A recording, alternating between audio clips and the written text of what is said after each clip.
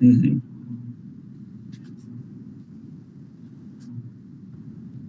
Eu vou botar o cronômetro, mas pode também, porque vai que eu fique nervoso, não olhe aqui, mas eu vou colocar o cronômetro.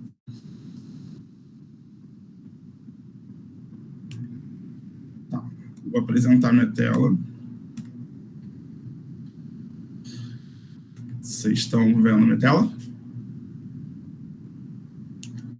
Tá. Então, vou começar. Olá, boa tarde, pessoal. Eu me chamo Gabriel Gonzaga Lima, sou orientando do professor Ulisses Dias na UFRJ, e eu vou apresentar para vocês a minha dissertação chamada O Estágio Supervisionado na Licenciatura em Matemática, na visão do professor supervisor, Experiências e Identidade Profissional.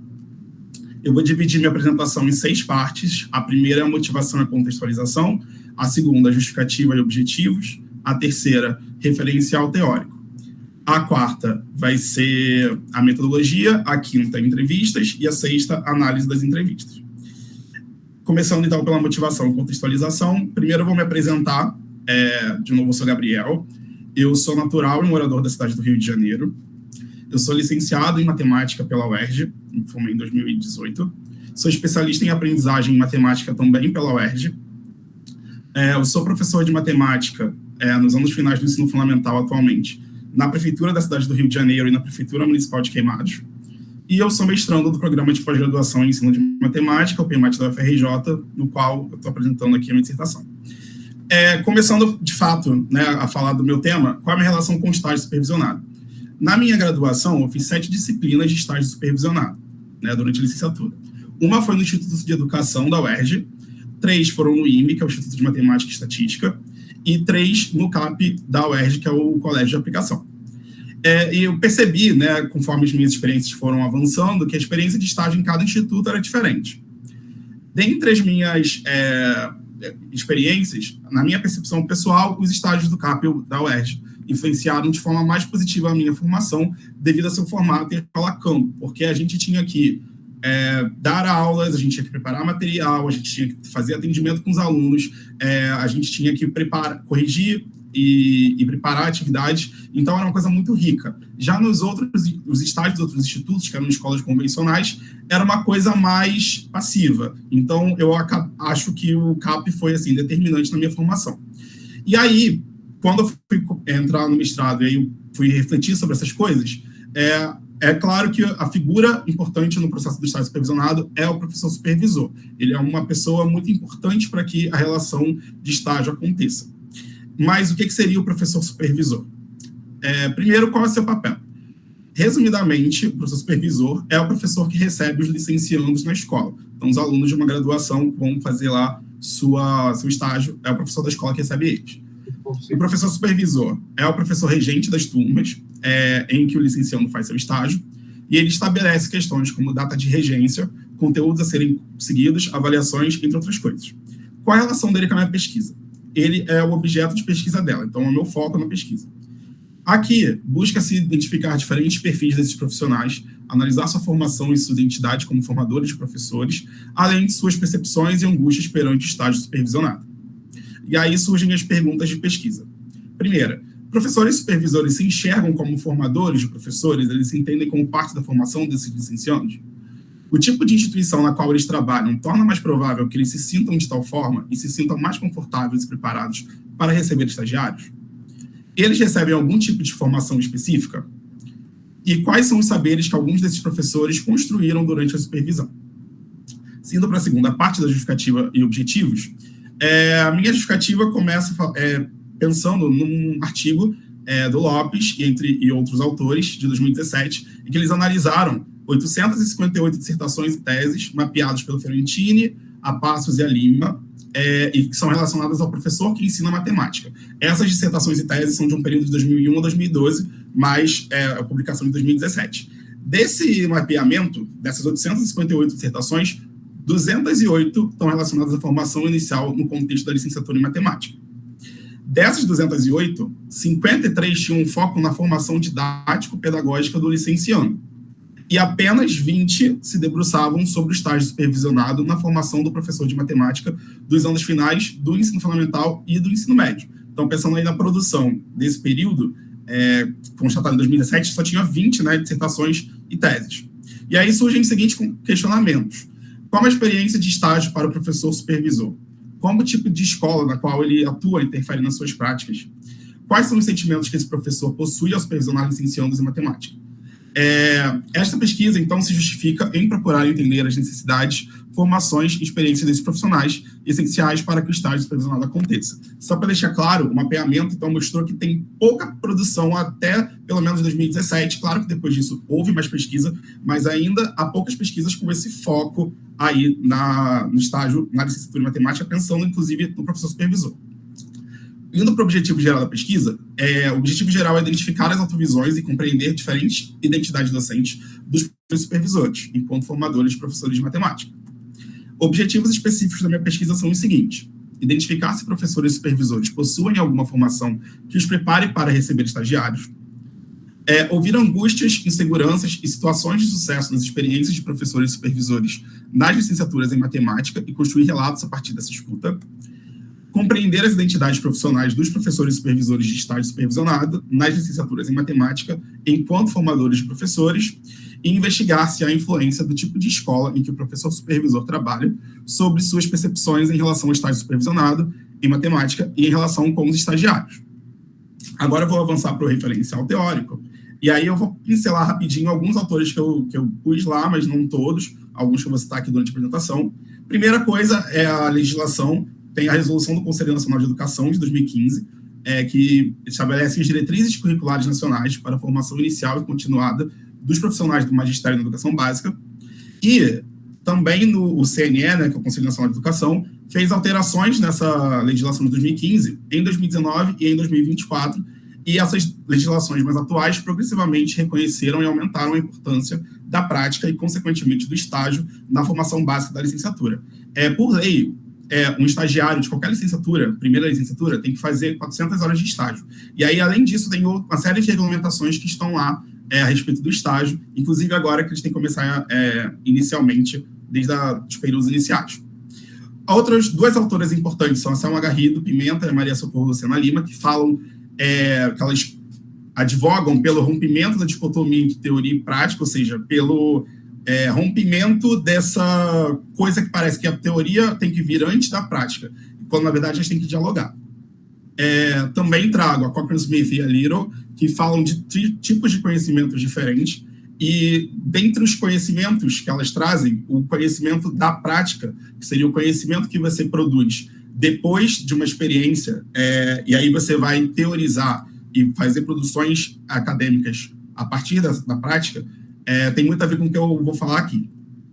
Também trago o Antônio Novo, que fala de formação de professores conectada à prática docente e que a troca entre pares é fundamental, principalmente de professores mais experientes com professores mais jovens. Então, aí ele fala dessa questão de como é importante ter a troca entre pares aí, entre professor mais experiente, professor mais jovem. Então, o estágio é o local ideal para isso.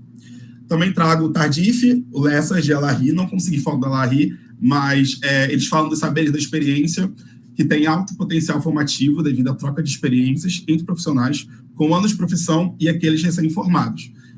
Então, eles vão falar aí que há diferentes saberes envolvidos aí na prática docente e que a experiência produz muitos saberes a partir, né, da vivência desses profissionais. Trago aqui o meu orientador, o Ulisses, que ele, na tese dele, falou sobre as influências do estágio supervisionado na visão de professores de matemática, recém-egressos do curso de licenciatura. Ele fez uma análise sobre como professores recém-formados exerciam sua prática, fazendo ali uma análise baseada nas suas experiências de estágio. Por último, vou trazer aqui o Gonçalves Júnior, que é o professor Marquinhos, que está aqui na banca, que narra suas vivências como professor supervisor de estagiários da licenciatura em matemática no Centro de Pesquisa Aplicada à Educação, CEPAI, da Universidade Federal de Goiás, que é um colégio, né, no qual ele é professor, e lá ele é professor supervisor. Então, esses foram os referentes que eu vou trazer aqui, na pesquisa tem outros. Indo para a parte da metodologia, a minha pesquisa é qualitativa, e eu fiz entrevistas em profundidade e semi-estruturadas. O público-alvo da minha pesquisa são professores de matemática da educação básica que já atuaram como professores supervisores de licenciandos na disciplina em colégios da região metropolitana do Rio de Janeiro. Então, esse foi meu contexto geográfico. Eu fiz 2 entrevistas. Na verdade, as 2 entrevistadas receberam codinomes. Uma eu chamei de Marília, em homenagem a Marília Chaves Peixoto, que foi uma das 3 primeiras mulheres matemáticas, doutoras em matemática, no Brasil. E a segunda, em homenagem a Elisa Maria Ferreira Veras da Silva, que foi a primeira doutora em matemática negra do Brasil e a primeira mulher professora do IME da UFBA, da Federal da Bahia. Então, vou chamar elas de Marília e Elisa, não são nomes reais delas. A metodologia foram entrevistas realizadas... Eu realizei essas entrevistas em momentos diferentes, sendo que cada entrevistada não conhece a outra. Para analisar as entrevistas, eu usei uma metodologia baseada na análise de conteúdo da Bardam. Para analisar, eu criei 8 metacategorias, ou seja, categorias guarda-chuvas, assim, que você pode abranger mais coisas, né, de análise das entrevistas, ressaltando contrastes e similaridades entre as experiências, sentimentos e autovisões das entrevistadas. E aí, aqui estão os títulos, né? A primeira são os aspectos formativos na construção docente, a segunda, fluxos emocionais na supervisão, a terceira, trabalho, visão e transformação, a quarta, diálogos formativos na supervisão, quinta, influências da escola-campo na ação docente, sexta, pontes institucionais entre escola e universidade, a sétima, o estágio na formação docente, e a oitava, o do teoria prática. Eu vou falar um pouco melhor sobre cada uma dessas metacategorias depois, quando for falar da análise. Fazendo um pincelado das entrevistas, a estrutura do meu roteiro, como eu falei, as entrevistas foram semi-estruturadas. Então, eu criei um roteiro com várias perguntas, e aí eu dividi em partes. A primeira era sobre a identificação, formação e experiência profissional dessas entrevistadas. A segunda, descrição do campo de estágio, ou seja, da escola que elas atuam, ou das escolas. Parte 3, minhas experiências com estágio, no caso, as das entrevistadas, não as minhas, as das entrevistadas. A parte 4, sentimentos relacionados às experiências de estágio. 5, saberes relacionados às experiências de estágio.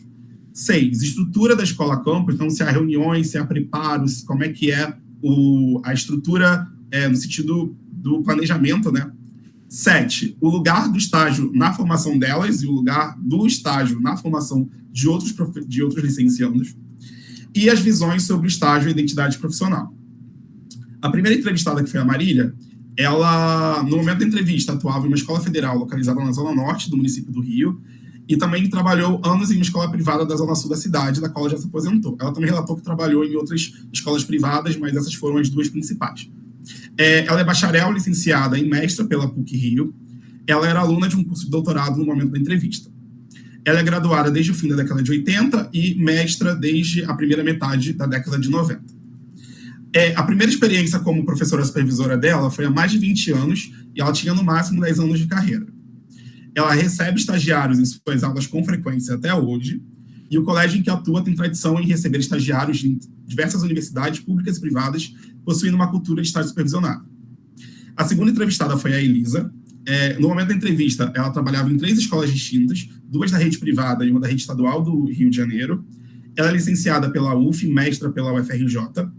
Ela se graduou no começo dos anos 2000 e se tornou mestra em 2019.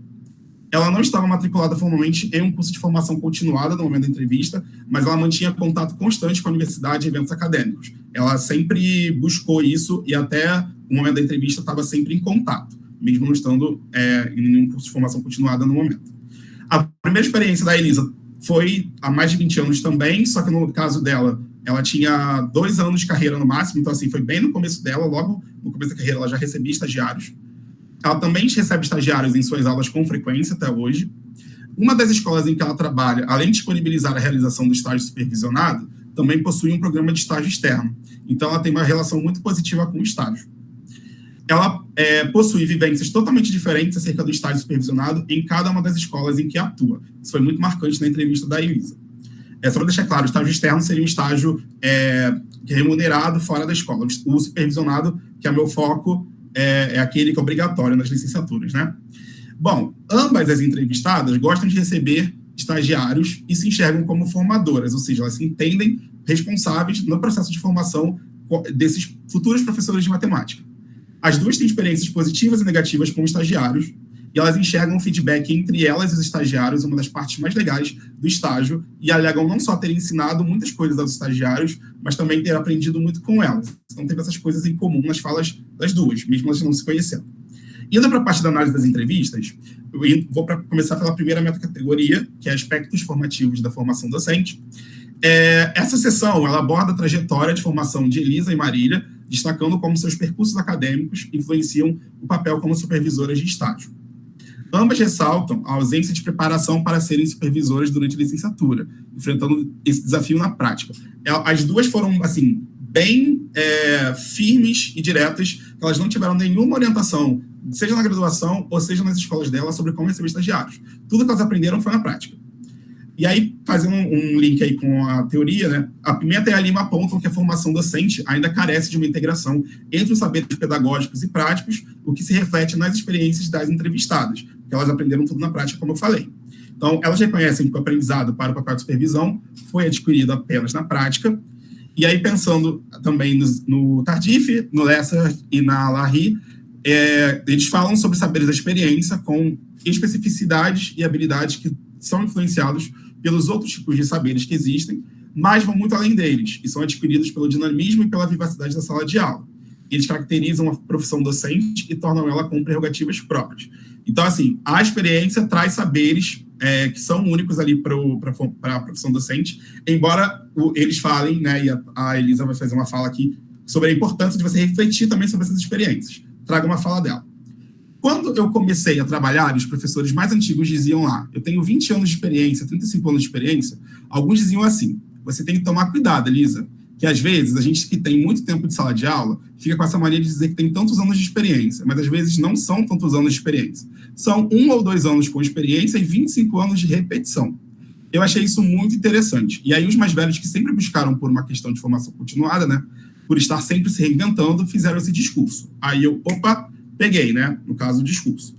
Então, dentro desse contexto, eu me considero uma professora experiente, não só pelo fato de atuar na educação básica, em trabalhar em escolas que investem na minha formação continuada, como por uma questão de busca individual, de estar sempre trocando com meus colegas, tentando aprender com os meus colegas, indo a congressos, encontros, levando a minha experiência para que ela seja malhada pelos outros colegas. Então, eu acho que ser um professor experiente inclui também um movimento que você faz em relação a como você transforma essa experiência, sabe? Como você está sempre tentando fazer com que, de fato, seja uma experiência. Isso é uma coisa legal para a gente pensar. Isso foi uma fala da Elisa. Indo para a segunda metacategoria, que são os fluxos emocionais na supervisão, eu falo sobre as emoções dessa sessão, né, delas, a respeito do estágio. Inicialmente, as duas falam que elas... Desculpa, deixa eu ver. As emoções iniciais das supervisoras ao receber estagiários são abordadas, destacando o medo e a insegurança. É isso que eu queria falar. Ambas são, assim, muito enfáticas sobre como elas sentiam medo e insegurança nas primeiras experiências, justamente porque elas não tinham nenhum preparo. Então, isso é comum disso acontecer. Então, isso fica bem nítido na fala delas. Ambas se sentiram despreparadas e questionaram sua capacidade de atender às expectativas dos estagiários e da instituição no início de suas carreiras. Por mais que elas sejam professoras muito bem formadas, elas, lá no princípio da carreira, se questionaram, né, se tinham ainda a experiência necessária para, entre aspas, passar para esses licenciados. Com o tempo, a experiência ajudou a suavizar esses sentimentos, fortalecendo a prática delas enquanto supervisoras. Como apontam as narrativas de Gonçalves Júnior, o estágio supervisionado é dinâmico, repleto de emoções positivas e negativas, tanto para os estagiários quanto para os professores. Isso fica muito evidente aí na fala delas, elas têm um mix de sentimentos, tanto positivos quanto negativos, a respeito do estágio. Aí eu vou trazer uma fala da Maria. Ela sentia medo no começo. Medo, porque a primeira vez que a gente pega estagiário, a gente fala, e caraca, o cara vai ver minha aula, vai anotar naquele caderninho infernal dele lá, tudo que eu fiz de errado, ou que ele acha que eu fiz de errado. Do medo, eu passei para interesse por aquilo, de trabalhar com estagiários. Do interesse, eu passei a querer melhorar a minha prática em relação aos estagiários, no sentido de eu dar alguma contribuição para a formação deles. E a partir desse desejo de dar alguma contribuição é que eu comecei a pensar, conforme eu tinha os estagiários, que eu poderia melhorar, no sentido deles não ficarem só paradinhos, só lá atrás, deles poderem começar a fazer outras coisas, da gente ter conversas. tentar ter conversas com a pessoa responsável no ensino superior e de apresentar para o estagiário não só a sala de aula de matemática, mas o ambiente escolar todo, incluindo todas as reuniões. Conselho de classe, que eles vão também. Então, eu acho que eu fui num crescendo, no sentido de que esse crescendo, para mim, foi como se eu estivesse percebendo que eu fazia também parte da formação daquele professor também. Indo para a terceira metacategoria, que é trabalho, visão e transformação, elas duas falam muito sobre como se enxergam formadoras nessa categoria que eu fiz. A Elisa e a Marília consideram-se formadoras dos futuros professores, destacando seu papel na construção da identidade docente. Elas defendem que o estágio supervisionado não é apenas uma exigência burocrática, mas uma experiência essencial para o desenvolvimento profissional. Como enfativa a Nova, a formação docente é fortalecida pela troca entre pares e as supervisoras veem o estágio como uma oportunidade de diálogo e aprendizado mútuo. Ambas falam que elas aprendem e ensinam com o estágio. Então, assim, para elas, o estágio possibilita que os estagiários vivenciem o cotidiano escolar e atendam às demandas práticas da profissão docente. Entendo. Então, elas veem como é um momento muito crucial, tanto de aprendizado para os estagiários quanto para elas, e que é muito importante para a formação deles. Trazendo uma fala da Elisa, elas aqui mostram uma autoestima, né, quando elas se veem nesse papel de formadora. A Elisa fala o seguinte: eu sou metida, eu acho que sim, quando eu perguntei se ela se via como formadora. Porque eu acho que essa troca, eu sou muito disponível, sou uma pessoa muito disponível. Então, eu estou ali, inclusive, fico muito orgulhosa quando eu vejo alunos, no caso, estagiários, que já passaram por mim, quando eu vejo como é legal a pessoa pegar gosto por isso, no caso, a sala de aula, a licenciatura. Eu sei que alguma coisa fica pelas coisas que a gente troca. Então, eu me sinto parte disso e fico muito feliz por poder contribuir dessa forma. Trazendo uma fala da Marília, ela fala o seguinte: você fica emocionado, porque você fala, cara, eu estou fazendo o que eu tinha que fazer. Tipo, eu estou ajudando alguém a ser o professor que ele sonhou, entendeu? Para o cara não desistir depois, porque vai ter pedra no caminho. Pedra vai sempre ter. Mas a gente tem que botar umas pedras para a pessoa passar, né? Não para bloquear. Indo para a quarta metacategoria, que são os diálogos formativos na supervisão, aqui ambas enfatizam que o estágio ganha significado quando há interação e engajamento dos estagiários, ao invés de uma mera observação passiva. Então, nessa metacategoria, eu falo muito sobre a troca entre elas e os estagiários. A Pimenta e a Lima defendem a importância do estágio como espaço de troca de experiências e reflexões, o que é essencial para o crescimento dos futuros professores e suas práticas docentes. Então, o estágio, quando tem uma troca verdadeira ali, né, é muito importante para o licenciando. As duas professoras valorizam a contribuição dos estagiários para trazer novas perspectivas e experiências à prática docente. Então, como eu falei, elas aprendem muito e as duas falam que já tiveram coisas que foram muito importantes para a aula acontecer ali com os estagiários. Elas reconhecem que a presença ativa dos estagiários é um incentivo para a inovação e o aprendizado mútuo. Aí, trazendo uma fala da Marília, ela diz o seguinte: a gente que já é formado há mais tempo, o estagiário daquele refresh, sabe assim? Para as coisas novas, dá uma revigorada e você vê que o professor formado há 30 anos é uma coisa, formado há 20 anos é outra, formado há 10 anos é outra, porque eles têm outras vivências, entendeu? De mundo, de universidade e das novidades tecnológicas, ou não, que tem por aí. Então, isso dá uma revigorada na gente. Então, acho muito bom até para a prática de aula da gente mesmo, entendeu?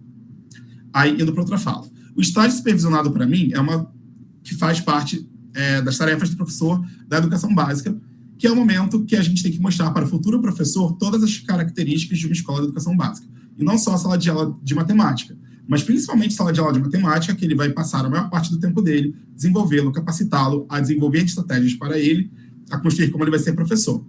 O que ele considera importante, o que ele não considera tão importante, o que ele acha que ele vai usar na aula, ou as ferramentas ou a forma de como ele vai trabalhar na sala de aula quando ele for professor. Tirar esse medo de estar numa sala de aula e ter trocas com eles também, da gente aprender coisas com eles. Indo para a quinta metacategoria, que são as influências da escola campo na ação docente, eu vou falar da relação da escola para a prática desse professor supervisor. Então, a relação entre as escolas campo e a qualidade do estágio supervisionado é abordada, com Elisa trazendo experiências variadas em diferentes instituições. Então, elas vão falar ali como as experiências em cada escola implicam ali na forma que elas lidam com o estágio. A fala da Elisa é bem marcante porque ela trabalha em 3 lugares diferentes, né? Embora a Marília também traga muitas contribuições importantes. Analogamente, Silva percebeu que as experiências de estágio supervisionado influenciam diretamente a prática de professores recém-egressos de licenciaturas em matemática. Então, assim como os professores recém-formados são influenciados, possivelmente os professores supervisores também são influenciados pela escola. em que eles atuam. Então, trazendo uma fala da Marília, que trabalha em uma escola só, que tem uma cultura muito forte de estágio. Ela fala o seguinte: tem uma reunião inicial, tem um chefe de departamento que chama coordenador geral de matemática, então os estagiários chegam, eles ficam com o coordenador geral de matemática. Nesse momento, o coordenador geral de matemática tem uma reunião com esses estagiários, todos eles mostram onde tem as vagas e dividem os estagiários pelas vagas. Isso era o que acontecia. Então, isso ficou bem forte no que fala da Marília, para ver que ali tem uma estrutura para o estágio, né? Já a Elisa, ela trouxe 3 falas dela sobre as escolas diferentes. A primeira, ela fala o seguinte: a questão do estágio supervisionado, existe uma questão ali, que é uma questão legal, que às vezes eu tenho uma interpretação dentro da instituição que a gente também precisa reaprender. Então, nessa escola, eu acho que por uma preocupação jurídica em relação a esse limite, né, que existe entre o que pode e o que não pode, simplesmente o estágio que existe é um estágio de observação. Inclusive, nessa escola, mal tem estágio, segundo a Elisa. Por mais que seja uma escola particular, no caso é uma das escolas privadas, mas ela é mais tradicional e parece até que a escola tem uma certa aversão ao estágio. Já na outra, ela fala o seguinte: em outra instituição que eu trabalho, já é um outro processo. Esse estagiário, de fato, vivencia a experiência de ser pelo menos um colaborador desse professor. Ele está em sala de aula com o professor, ele vivencia a questão disciplinar de uma turma, ele vivencia a questão do professor regente com toda essa autoridade, ele observa isso, né? A regência de turma acontece com a presença do professor. Existe uma autonomia maior em relação a esse estágio supervisionado, em relação a estar imerso na sala de aula como professor. Então, aqui, você vê como a Elisa, que é a mesma professora, tem uma vivência muito boa nessa escola. Já a terceira escola, ela fala: na escola pública, os últimos estagiários que recebi não regeram turma. Foram todos estágios de observação, inclusive de alunos que fizeram as suas graduações online. Então, ela destaca, fica muito nítido como, mesmo ela sendo a mesma professora, que se enxerga formadora, ela tem experiências totalmente diferentes nas escolas que ela passa. Aí ela fala: então, das 3 instituições que eu trabalho hoje, apenas uma delas é que eu considero, de fato, essa experiência do aluno, né? E nossa, enquanto professor, que pode estar ali, oferecendo alguma contribuição. É uma experiência mais autônoma e mais, assim, eficaz no sentido de trazer para esse aluno bagagem, para que depois ele consiga, de fato, estar numa turma sozinho, com autonomia, porque ele experimenta várias coisas, entendeu? Indo para a 6ª meta-categoria, são as pontes institucionais entre escola e universidade. A Marília e a Elisa relatam que a falta de contato entre as universidades e as escolas-campo, o que as deixa sem orientações claras sobre o estágio. Como apontado por Pimenta, uma conexão mais próxima entre as instituições acadêmicas e as escolas é crucial para a efetiva aplicação dos conhecimentos teóricos no contexto escolar. A Marília teve uma experiência até pontual de proximidade com a FRJ, o que facilitou a comunicação e compreensão do papel de estágio. Ambas defendem que o vínculo institucional seria benéfico, permitindo que o estágio fosse uma extensão da formação acadêmica e não um espaço de improvisação. Então, elas sentem muito essa falta da conexão da universidade e da escola. Elas se veem muito soltas. A Cochrane Smith e a Little falam do conhecimento da prática, que ela pode ser usado para pensar em um estágio supervisionado reflexivo, que seria um conhecimento que é gerado a partir de uma experiência. Então, o estágio poderia produzir conhecimento, alinhando a universidade e a escola, mas essa coisa não acontece muito. Aí a Marília fala o seguinte: a gente não se sente sozinho quando tem uma relação com a universidade.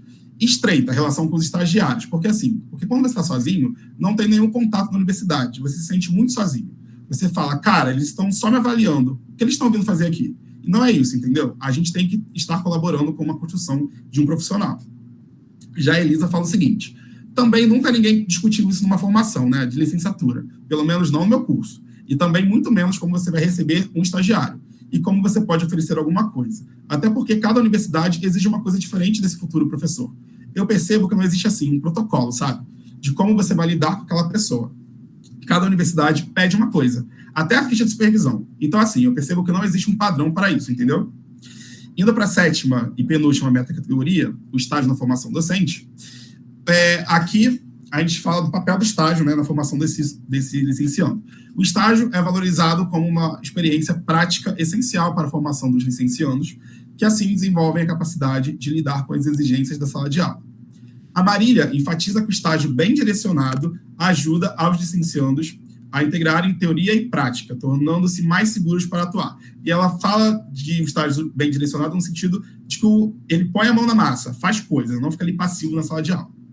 As professoras se veem como guias nesse processo, ajudando os futuros professores a navegar entre teoria e prática com intencionalidade, o que deixa claro, novamente, o papel do professor supervisor, como ele é uma figura importante nesse processo. Então, o professor da escola tem que ser valorizado também nesse sentido. pegando uma fala da Elisa, o estágio supervisionado contribui muito para que o licenciando tenha uma visão mais ampla da profissão docente, além de ser uma oportunidade para desenvolver sua prática em um ambiente controlado. Eu vejo o estágio como algo fundamental, não só para entender a prática docente, mas também para refletir sobre como somos formados para o mercado de trabalho. Já a Marília fala o seguinte: eu acho essencial, não pode não ter um estágio, tem que ser bem encaminhado, principalmente para o estagiário ver todas as conexões que ele vai poder fazer com a futura profissão dele. O estágio é uma forma de preparar o aluno para o mercado de trabalho, para ele se sentir mais seguro e capacitado. É como se fosse um treino para ele encarar o que vai vir depois. Indo para a última categoria, que é o do teoria e prática, aqui a gente fala sobre a relação entre a teoria e a prática, apontando como o estágio permite que os licenciandos testem e ajustem os conhecimentos acadêmicos ao ambiente real da sala de aula.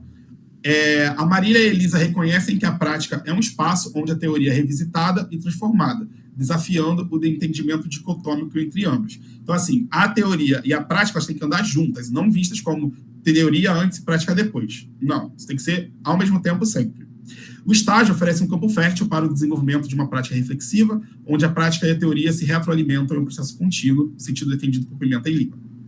O papel dos supervisores é crucial para que essa integração ocorra de forma reflexiva e prática, sem ser meramente uma aplicação de conteúdos. Então, de novo, o papel do professor supervisor como é importante professor da escola, também não só da universidade nesse processo. E pegando a fala da Elisa, essas práticas de ensino na universidade precisam conversar com a prática que o aluno tem no estágio. Esse professor de prática de ensino ter contato com esse professor que está supervisionando esse aluno, sabe? As práticas de ensino na universidade deveriam dialogar mais com o que acontece no estágio, para que o aluno veja como teoria e prática podem se complementar. Sei que passei um pouquinho, mas estou já nas considerações finais. Primeiro, o professor supervisor é fundamental para conectar teoria e prática na formação docente. Então, de novo, defendido aqui que o professor da escola é muito importante nesse papel. As supervisoras se veem como formadoras de novos professores, reforçando essa identidade docente. Então, fica muito clara a identidade que elas duas têm, que elas não estão ali só para assinar o papel do estagiário. Elas estão ali para ajudar na formação, o que, de novo, valoriza elas enquanto professoras, né? Porque não é só o professor da universidade que tem esse conhecimento, elas também têm. Ouvir as perspectivas dos supervisores pode ajudar a reduzir a distância entre teoria e prática, já que o estagiário, em teoria, né, vai para a sala de aula depois. Então, nada melhor do que esse diálogo com as professoras que estão ali na sala de aula. A prática dos supervisores pode gerar saberes que enriquecem a formação acadêmica. Então, não só os saberes da universidade devem ser valorizados, mas como os da escola também. Uma colaboração mais estreita entre escola e universidade fortalece o estágio supervisionado. E o estágio deve ir além da burocracia, sendo uma experiência transformadora. Então, não só aquela coisa de assinar papel, cumprir hora. E sim, o estagiário poder viver as coisas da escola, né? A formação continuada e a reflexão crítica são essenciais para os supervisores e licenciandos. Uma coisa fica clara, né? As duas são mestras, estão sempre em contato com a universidade. Então, olha como é que essa formação continuada é importante para que elas reflitam, né, sobre a prática delas. Indo para o final, a estrutura e a cultura da escola campo moldam a qualidade da supervisão. No caso da Marília, ela tem uma escola bem tradicional e que tem essa experiência de estágio muito bem estabelecida. E no caso da Elisa, que é assistente formadora, fica bem claro como em cada instituição ela acaba agindo diferente, não por ela, mas sobre como a escola acaba tolhindo ou impulsionando ela. Pesquisas futuras podem ampliar a visão sobre a supervisão em diferentes contextos escolares, e um estágio supervisionado de qualidade é vital para formar professores mais confiantes para exercer sua prática. Aqui estão as referências que estão aqui no texto. Queria deixar uma homenagem aqui para o meu pai e para minha mãe, que eu acabei perdendo durante esse processo. Então, que sempre foram meus apoiadores. Então, todo esse trabalho é homenagem a eles. E obrigado a todos que estão aqui, e especialmente a banca que lê meu trabalho e vai discutir aí para fazer considerações. Tenho certeza que serão ótimas. Desculpa o tempo que passou um pouquinho. Obrigado.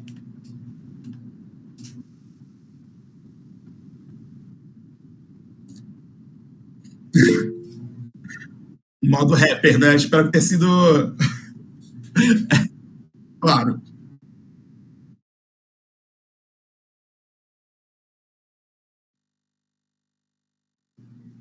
Não travou, não. O Ulisses que pegou.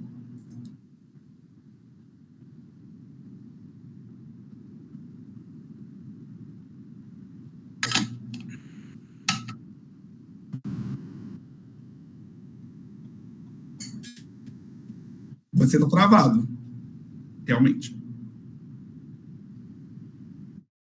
Sim, a imagem tá, mas a gente está te ouvindo bem.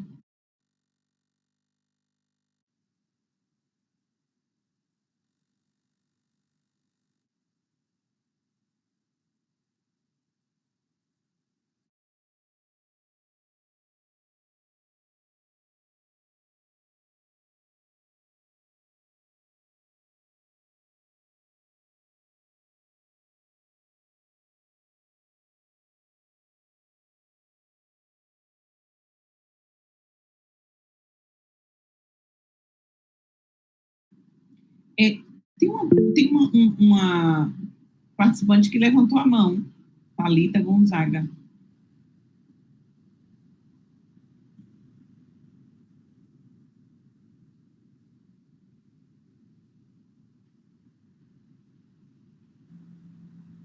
Ou não, foi sem querer mesmo.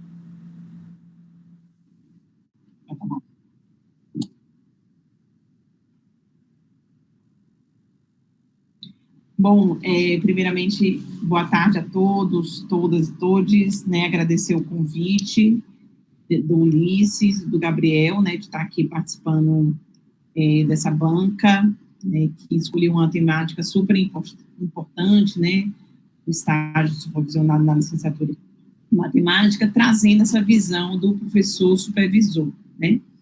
Desde 2015 para cá, né, a gente tem vivido um momento de diferentes resoluções, né, isso tem implicado refletir sobre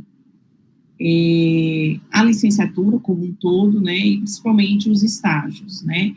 Agora, esse ano, principalmente, que a gente está com a nova resolução, e aí também a gente tem agora a pressão, né, do ENAD, né, eu acho que todo mundo está vivendo isso nas universidades, né, e a gente já vê que essa avaliação já vai pressionar o modo como vai ocorrer os estágios. Não sei se vocês começaram a perceber isso, né? O INEP coloca isso para a gente, não foi discutido com a gente, né? E eu estou falando isso, Gabriel, porque como a temática é o estágio, eu já estou colocando isso para a gente refletir, né? Que isso veio, né, uma forma, né, que os alunos, a gente vai ter que assistir a aula dos alunos, está assistindo, né? E vai acabar isso provocando alterações, né? No modo como a gente vai abordar o estágio, né? E que ruim que essa pressão vem de fora, né? Não vem da gente enquanto atores do processo. Então, Gabriel, eu acho que você escolheu uma temática super importante, né? Que é olhar para o supervisor, supervisora, o professor supervisor e supervisora do estágio supervisionado, né? A gente sabe que o estágio é aquele locus importante na formação do professor, né? E esse diálogo, professor orientador, né? O professor, professora, supervisora e o estagiário, né? É super importante. E a gente sabe que esse tripé aí no estágio, ele muitas vezes, esse olhar para o professor, professora, supervisora, não é muito debatido em termos de objeto de estudo. E eu acho que você foi muito feliz na escolha desse objeto de estudo. Até você, né, na hora que você vai na literatura, você vê que ainda há poucos estudos, né, sobre o estágio supervisionado, e na hora que a gente olha no professor, professora, supervisora, né, a gente vê que tem menos ainda. Então, acho que sua escolha foi super feliz. Só um dado, né, que você sempre, quando você se remete ao supervisor, você sempre fala no masculino, e suas participantes foram, né, mulheres. Aí, ao longo do seu texto todo, eu fui olhando, ele sempre fala, o professor supervisor. Cuidado, porque você apaga ela, e me apaga também, né, e tal, enquanto mulher e tal. Então, por favor, na versão final, corrija o texto todo, sempre colocando professor, professora, supervisor, supervisora, né, respeitando aí o gênero, tá? Concorda? Concordo, inclusive isso era uma pergunta que eu tinha, porque eu mesmo fiz essa autocrítica, só que eu fiquei com medo de ficar muito extenso, de ficar falando professora, professora, professora, professora, professora, professora. E aí, assim, eu fiz a autocrítica, mas aí eu acabei mantendo para não ficar uma coisa longa, mas eu acho, então, que eu deveria ter feito a outra escolha. Obrigado por apontar. Porque se as participantes, você poderia ter escolhido o feminino para falar, né? Sim. Nesse sentido. Desculpa, pode falar. Mas pode completar. Não, pois é. Aí, eu fiquei na dúvida, porque como eu queria, às vezes, falar sobre um sentido geral e não somente das participantes, aí eu usava professor quando eu queria falar desse contexto geral. Mas, realmente, eu mesmo senti isso. Então, pode deixar que eu vou fazer essa mudança. Exatamente. Posso? Pode. Não, assim, com relação a isso, uma possibilidade também, Gabriel, porque sempre tem, assim, porque digamos assim, o certo mesmo é a gente usar os 3 gêneros, tá? Porque também tem situações que usam o gênero neutro como genérico. Isso também não é adequado, porque o gênero neutro é um gênero, assim. Então, quando você fala todes não inclui todas e todos, entendeu? É das pessoas não binárias, etc. Então, o certo é você falar todes, todas e todos, no caso, supervisoras. Mas, como isso fica muito longo, uma opção que tem se usado agora é usar o termo pessoa. Não sei se vocês já viram isso. Sim. Também é uma opção, tá, Gabriel? Eu acho que eu concordo com o Deinha, que eu acho que não é bom deixar só no masculino, tá? Tá. Inclusive porque as suas entrevistadas são 2 mulheres, né? Mas mesmo que não fosse. Mesmo que fosse 2 homens. Assim, mas uma possibilidade é isso, escrever as pessoas supervisoras, entendeu? Tá. Desculpe, Dani. Talvez docentes, supervisores também, seja uma boa. Pode ser. Eu acho que o importante é tensionar a hegemonia do masculino, assim. Pode deixar. Exatamente, mas não apaga a gente, que a gente já está muito apagada, tá? Sim. Por favor. Que na hora eu falei, gente, ele podia ter escolhido o feminino, já que as participantes e tal. Foi o que minha aluna, que ela entrevistou na pedagogia, mulheres, ela acabou optando pelo gênero, e ela deixou uma nota de rodapé. Vou optar a falar só porque as participantes, mas concordo com o Vitor, né? É bom incluir todo mundo. Então, pode usar os dois e os ex, tá? Então, ainda na sua temática, né, eu acho que quando você traz, né, as vozes desse professor supervisor, aí você traz várias questões que são importantes, né? Em termos de política pública, em termos de formação, a gente realmente não cuida desse professor, professora, professore, supervisor, supervisora, né?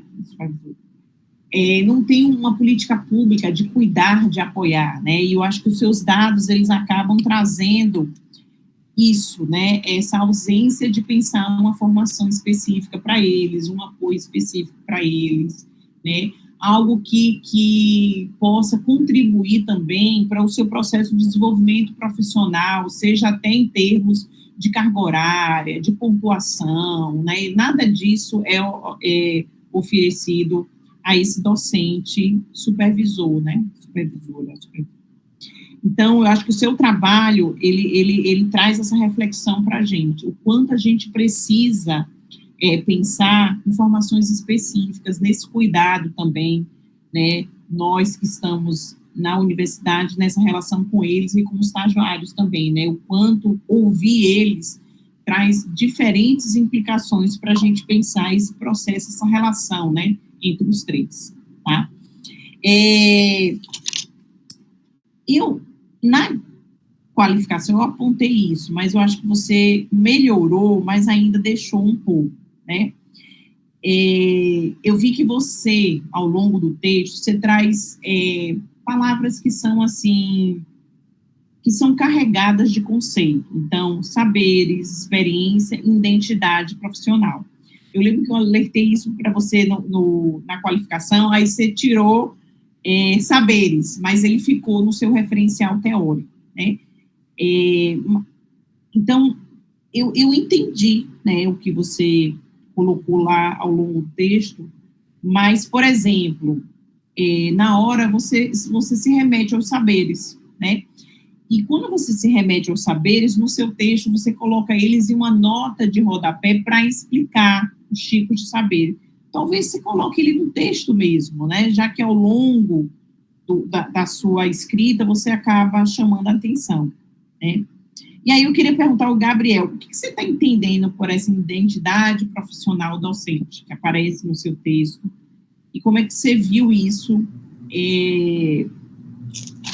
nos dados, né, nas falas das professoras? Eu entendo a identidade docente, no caso das entrevistadas, sobre como elas se enxergam enquanto professoras, né? Qual é a visão delas política, ideológica, filosófica, enquanto professoras. Então, no caso, elas duas se enxergam como formadoras ali. E aí, eu acho que a identidade, no caso, pelo que eu tentei colocar ali, é justamente sobre essa autopercepção que elas têm de si próprias. Então, acho que seria isso. Não sei se ficou bem respondido. Assim, mas isso precisa ficar mais explícito no texto, porque você sempre colocou a identidade e você sabe que esse conceito, às vezes, pode ter, né, várias perspectivas. Então, só você deixar mais claro, né, essa questão. Diga, Vitor. É só para concordar com o Deinha, porque eu acho que realmente uma pessoa que tem trabalhado muito com isso, que a gente sabe, é Márcia Cirino, né? Assim, talvez você pudesse trazer ela, o trabalho dela, para te ajudar nisso, mas eu acho que, sobretudo, é importante, assim, porque de fato ficou um pouco solto isso, entendeu? Acho que precisava amarrar melhor. Posso ir falando, né, Deinha? Assim, que aí já vai... Pode que a gente vai conversando. Eu gosto assim. Mas, assim, sobretudo, eu acho que é importante dizer que você não está se referindo à identidade como uma coisa essencializada, entendeu? Está falando da identidade como elas se identificam. Não como uma coisa, assim, que tem que ter um essencializado, que eu quero dizer, assim, como se tivesse um padrão do que é ser professor de matemática ou o que é ser supervisor de estágio e que as pessoas têm que se encaixar nesse padrão, entendeu? No seu texto está muito evidente que você não acha isso. Mas, mesmo assim, a gente tem que pensar que esse texto será lido por muitas pessoas, né? Assim, será público. Então, acho que era bom deixar isso mais, assim, marcado. Isso. Honestamente, eu não entendi muito bem o que você falou por último, sobre essa questão da essencialização da identidade. Essencializado quer dizer uma coisa abstraída, abstrata, assim. Quer dizer que, assim, que como se tivesse, assim, um ideal do que é a identidade docente, do que é ser professor, um ideal a priori, e que as pessoas teriam que se encaixar nesse ideal. Essencializado, o que eu quero dizer é isso, entendeu? Tá, mas isso, no caso, seria para ser contra isso, ou a favor? Contra. Contra, né? Tá. Não, então, é como elas se identificam. Então, a identidade vem delas mesmo, como elas se entendem como supervisoras. Entendeu? E não uma coisa essencializada. E aí, o que a gente está chamando a atenção, Gabriel, é só para você colocar isso na parte do seu referencial teórico, né? Chamando algum conceito de identidade que você falou aí e apoiando ele na literatura. Só porque na hora que você está analisando lá seus dados, chamar a atenção. Até porque é um dos seus objetivos específicos, né? Então, talvez deixar mais explícito isso para o leitor, né? Seus dados são riquíssimos, né? O fato de você ter colocado essas 7 categorias aí, né? E agrupando, trazendo as vozes dela, descrevendo, acho que ficou legal. E aí você vai também chamando a literatura para isso. Mas é isso que eu te chamo a atenção, porque essas palavras, saberes, identidade, experiência, elas ficaram em algum momento, mas não vieram porque, né, as falas das professoras trouxeram outros direcionamentos que são importantes sinalizar, e você sinalizou aqui ao longo do seu texto, tá? Pode.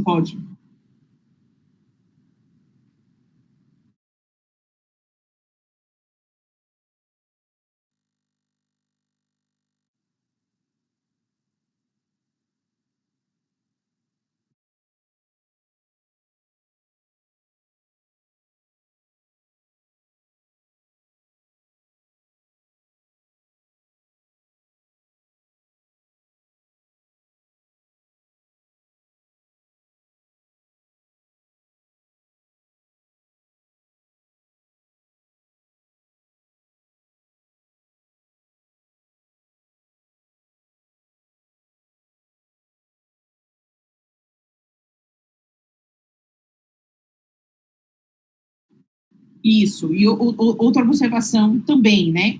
Quando você fala dos documentos oficiais, você chama eles de referenciais teóricos, né? Eles não são documentos, né? Então, só no seu texto, né, ficou lá discutido, mas só na sua fala você falou assim, os documentos são referenciais teóricos. Não são, né? São documentos, só para... São importantes, sim, trazer e fazer essa reflexão. Diga, Vitor.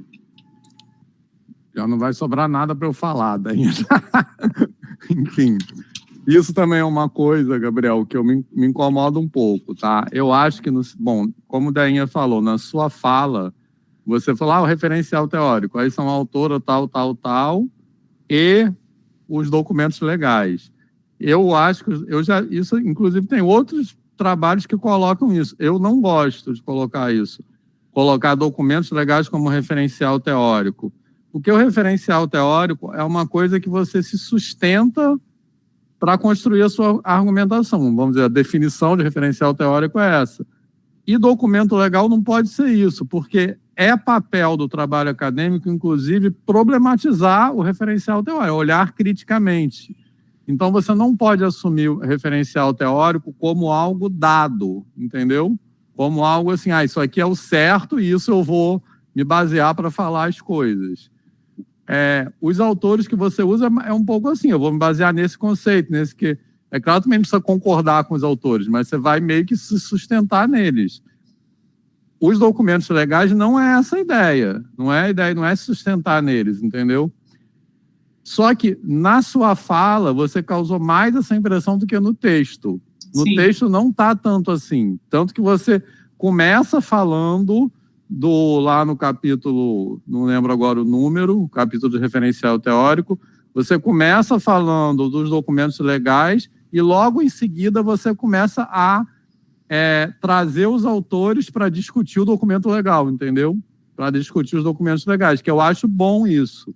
A única coisa que eu sugeriria é mover essa parte inicial, que é tipo meio que a primeira página desse capítulo, para o capítulo anterior, porque eu gosto de botar essa assim, minha preferência, digamos.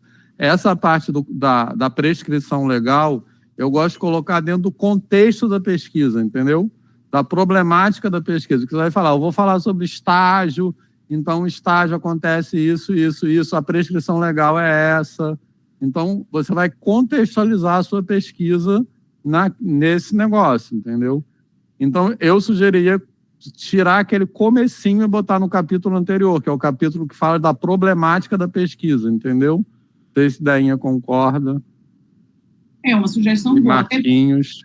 Até porque, de 2015 para cá, né, a gente passou por um golpe, passou por tanta coisa, um desgoverno e tal, e as resoluções, elas foram revogadas, né? Teve uma revogação da resolução 2015, veio a 2019, que a comunidade não aceitou, até porque essa de 2015, ela foi uma resolução que foi mais discutida com a comunidade, que eu falo, né, a comunidade científica, e a de 2019 foi a que todo mundo queria que revogasse, ela foi revogada e veio essa de 2024, que a gente nem teve tempo ainda de discutir tão bem. Então, concordo com o Vitor, ela podia estar em outra parte, você já começar com os seus referenciais, né, relacionados ao estágio supervisionado. Então, eu acho que isso seria importante. E essa questão dos saberes, né, não deixa na nota de rodapé, não. Coloca no corpo do texto e você vai problematizando, né, junto com a palavra experiência e identidade, né, já que você deixou. Diga, Gabriel. Só para deixar claro, você quer, então, que eu coloque, só tire do rodapé e coloque no texto, ou que eu aprofunde também a parte dos saberes? Porque a parte da identidade, acho que ficou bem claro para mim que ainda está muito superficial, precisa aprofundar. Mas os saberes, é só essa questão do tirar do rodapé e colocar, ou também tem que aprofundar? É porque, assim, o que é importante você trazer dos saberes docentes? O que eles são, a tipologia deles, como eles têm sido utilizados, problematizados nas pesquisas de estágio supervisionado. Então, é isso que é importante, né? Porque o seu foco é o estágio supervisionado, olhando para o professor, professora, e supervisor, supervisora. Então, ao olhar isso, essas palavras, saberes, experiência, identidade profissional docente, que você traz, e isso ela fica nos dados lá, você precisa dizer como é que você está compreendendo isso para o leitor. Tá bom? Diga, Vitor. Sobre a identidade, novamente, não sei o que a Deinha acha. Eu acho, assim, que você não precisa se aprofundar muito, não, tá? Você só precisa explicar, pode ser 2 frases, assim, para minha opinião. Você só precisa explicar que o que você quer dizer com identidade é partindo das participantes da pesquisa, como elas se identificam, e não uma coisa a priori na qual elas deveriam se encaixar, entendeu? E eu acho que, já que você está usando a palavra identidade, seria bom você trazer a Márcia Cirino, porque ela é muito reconhecida na área de educação matemática por trabalhar nisso, entendeu? Mas, assim, eu acho que não precisa aprofundar muito, não. É só deixar isso bem explicitado. Não é para escrever outra dissertação, nada disso. Já está fechando um ciclo. Fechou esse ciclo, depois vem outras coisas, aí você vai aprofundar. É só para você, assim, deixar em... Não é para você escrever outro capítulo, não. É só aí algumas falas que precisam só deixar claro. Porque isso, na hora nesse texto, usamos o termo identidade. Exatamente, dizendo... isso. Estamos usando nesse sentido. Não é para escrever o texto, pelo amor de Deus, né? A gente vai fechar aqui hoje isso. Não é, Ulisses? A gente fecha esse ciclo e abre-se outros.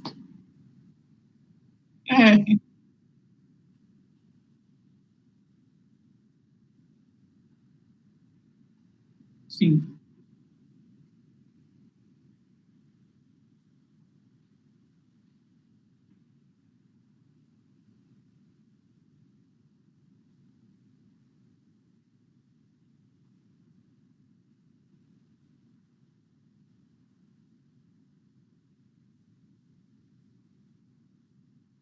E os seus dados são riquíssimos, Gabriel. A fala dessas professoras, né, vão mostrando como elas vão se constituindo, né? Olha como é forte a primeira categoria, né?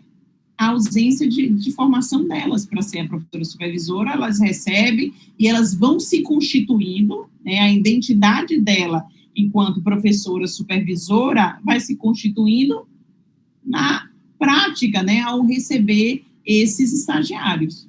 Então, é isso que precisa ficar forte.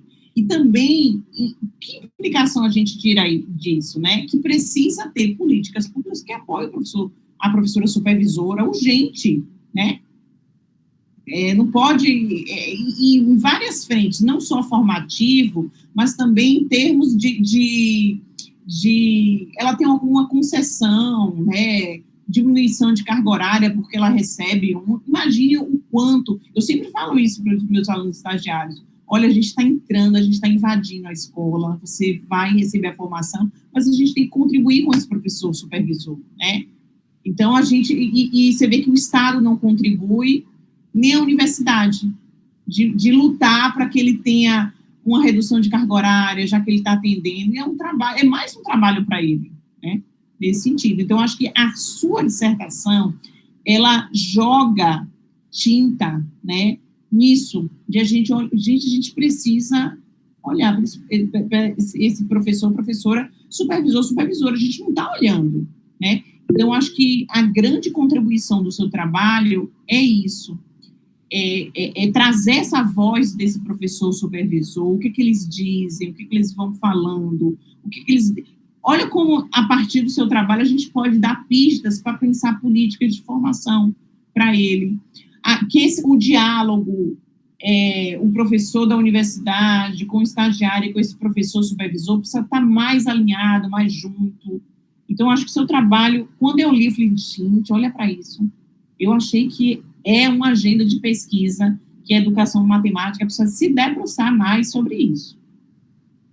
Eu fiquei até com vontade eu acho que eu vou no caminho de Gabriel aí, vou embarcar de pesquisar mais sobre isso. Eu achei muito, me mexeu muito comigo nesse sentido, enquanto pesquisadora e também professora que trabalha com estágio na universidade, né? Diga, Vitor e Ulisses. Eu acho, inclusive, que isso, talvez, nas considerações finais, podia até ter mais destaque, porque eu acho que isso não é bem um resultado, tá? Mas é um desdobramento. Que eu acho que são duas coisas, que eu fiquei pensando muito o seguinte, que uma coisa que é uma coisa que a gente já sabe, que já tem sido até um pouco discutida, que, a não ser nos colégios de aplicação, a gente, assim, deseja que os alunos façam estágio enfim, no município, no estado, mas isso acaba sendo um trabalho extra, né, para esse professor, essa professora do município do estado, né? Esse aspecto até já tem sido mais discutido, mas uma coisa que eu fiquei pensando a partir do seu trabalho, Gabriel, é na minha própria prática na licenciatura em matemática, que a gente não forma o licenciando para a possibilidade dele atuar como supervisor futuramente. Isso não tem, eu acho que isso tem que ter curricularmente na licenciatura, né? Isso tem que ter em algum lugar, alguma disciplina tem que discutir isso. Que você vai se preparar, você licenciando, vai se preparar para atuar na educação básica e também porque uma coisa que o Nova, né, que você cita, sempre defende, né, muito contundentemente, é que o professor em atuação na educação básica tem que ser formador de futuros professores. Mas eu acho que na licenciatura, pelo menos aqui na UFRJ, a gente fala pouco disso na licenciatura, entendeu? Que você não vai ser só um professor de educação básica, você vai ser um formador de futuros professores. Acho que isso poderia falar um pouco mais, né, nas considerações finais. Acho que daria enriqueceria, assim, daria um plus, assim, do seu trabalho, daria um destaque, assim, que isso não é falado, eu não vejo isso falado, assim, nos lugares. É engraçado que os meus alunos que fizeram estágio comigo, né, aí, logo no ano seguinte, eles entraram no Estado, né, nos colégios do Estado, e eles falavam assim, professora, a gente quer receber os estagiários agora. Aí porque é isso que você falou, né, Vitor? Eles vão receber os novos agora, os estagiários. Aí eu falei, então a gente vai marcar uma conversa e tal. Agora, em termos de política pública, você vê que o PIBID, ele acaba colocando esses 3 atores juntos e misturados, né? Só que o PIBID não é para todos, é para poucos, porque a gente precisa submeter, ganhar o edital e tal. Então, eu acho que a gente precisa, enquanto política, o PIBID é legal, mas repare que o PIBID, ele mexe com isso, com os 3, mas ainda não concede ao professor da escola, né, redução de carga horária, mais apoio para ele estar no PIBID, participar das reuniões. Veja que a gente a gente tem que sempre pensar em mais coisas para o professor, mas não pensa essa concessão. Então, tem essa política pública, né, que acaba mexendo com a formação, né, que veja que o supervisor, a supervisora vai estar atendendo o bolsista do PIBID também, nesse mesmo lugar que é do estágio, com nova proposta e tal. Enfim, eu acho que é preciso pensar nesse professor da escola que está atuando, apoiando o estágio, ou vai estar apoiando como PIBID, como mais um trabalho para ele, sem concessões a esse professor. Só vem mais um trabalho, mas concessões em termos de redução de carga horária, em termos de apoio salarial, né? Enfim, eu acho que é isso. Acho que o Ulisses queria falar.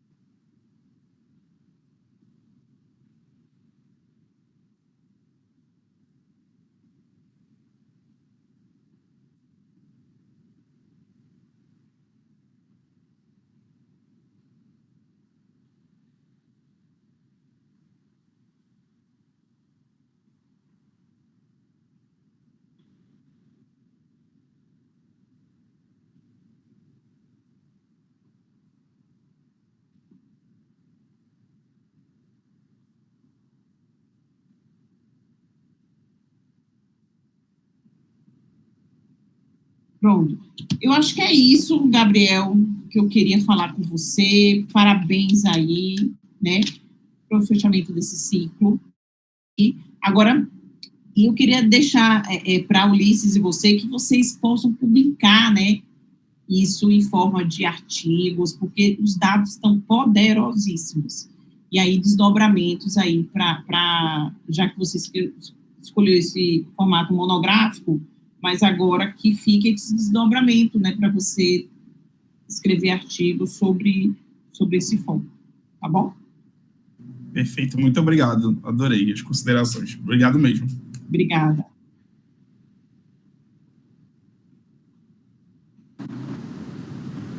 Ai, que legal! Que bom! Ai, que ótimo!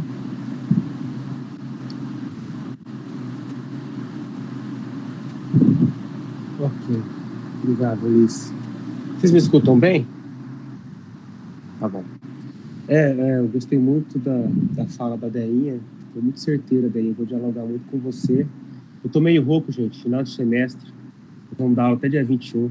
Eu tô só o caco. Aliás, quero agradecer a você, Gabriel, você, Ulisses.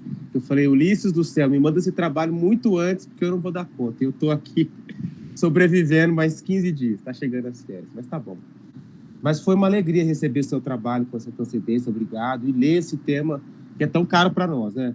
E já também, Gabriel, assim, achei muito tocante e quero desejar meus sentimentos a você, a homenagem que você faz aos seus pais, assim, muito bacana. E ter a coragem de pôr isso na dissertação, né?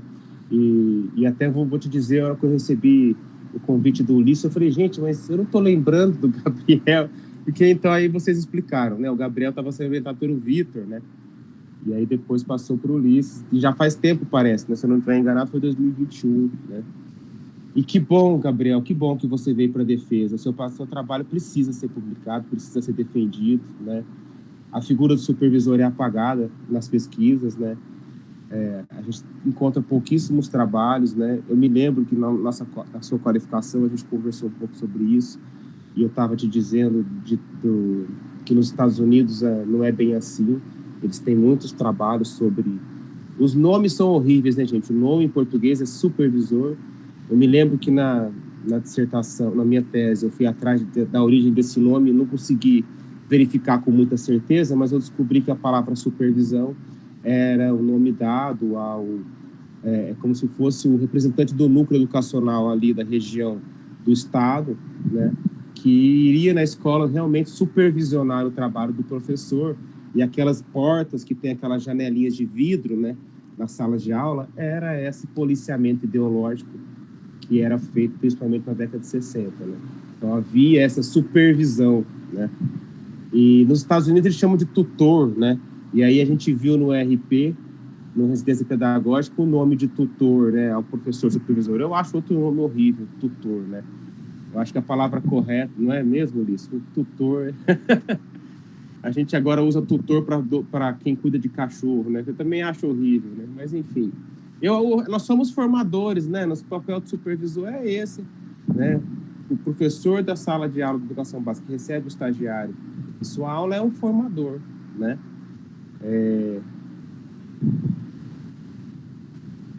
Então,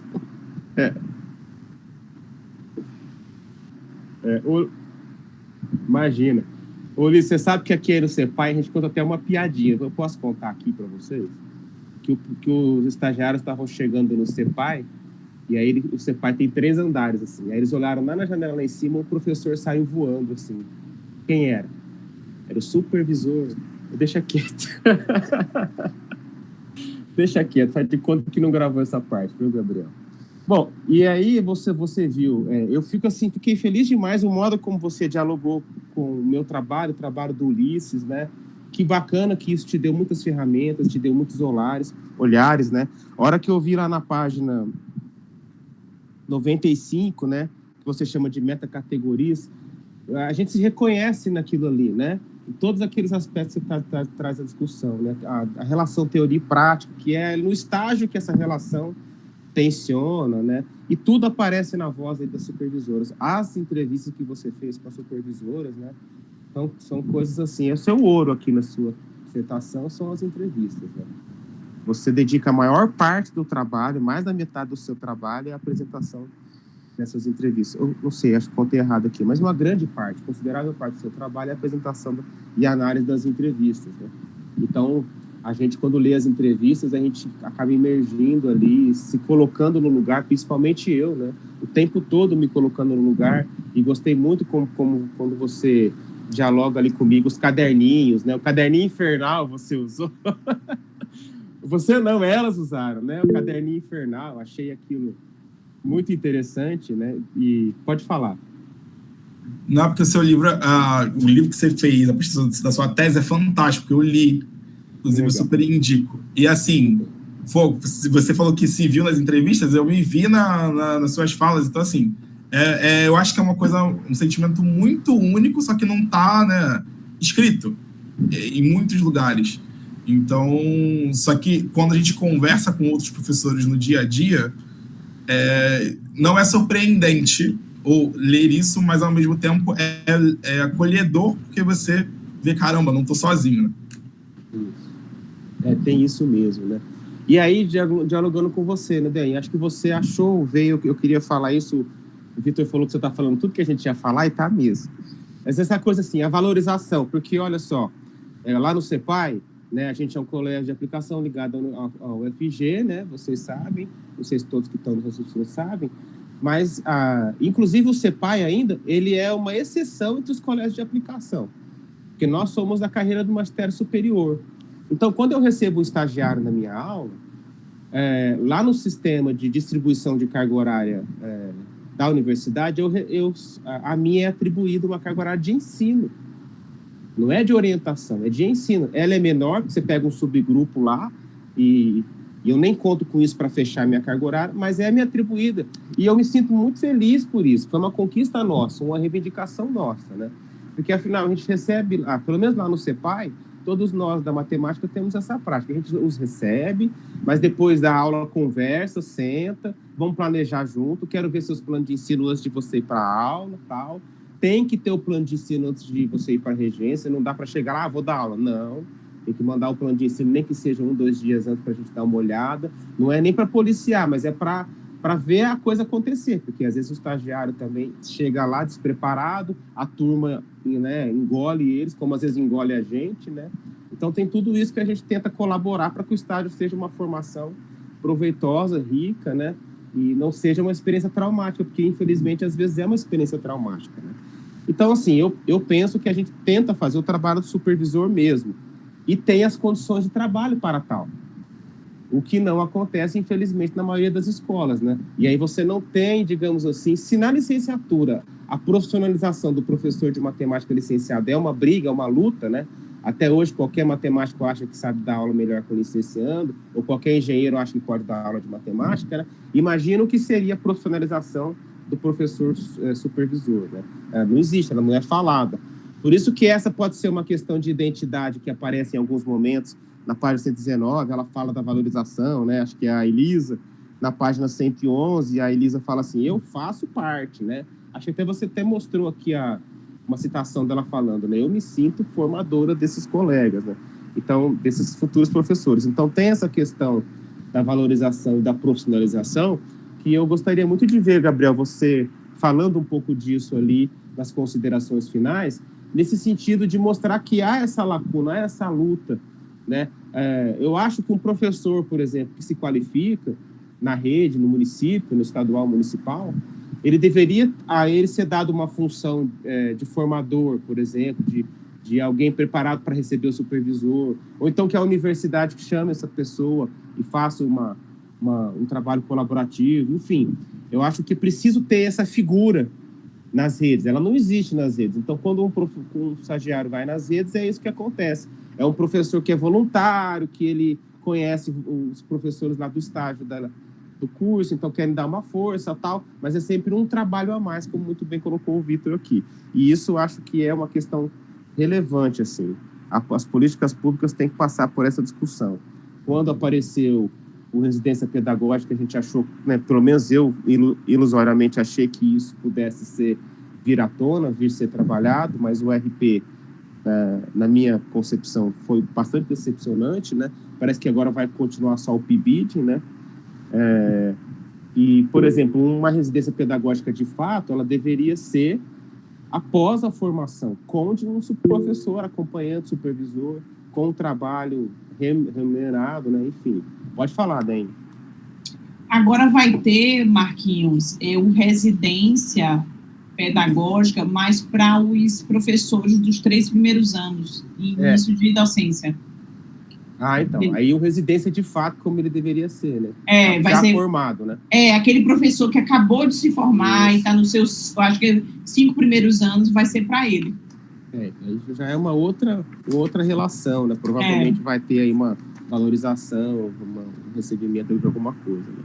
Bom, então, diante também do que a Deinha falou em relação aos termos que você usa, Gabriel, eu tinha pensado assim, eu me lembro de nós termos falado da Cirino já lá na qualificação, Vitor. Eu tenho um texto dela que é sobre identidade profissional do futuro professor. Eu cheguei a indicar, parece que não deu tempo de trazer para cá, né, Gabriel?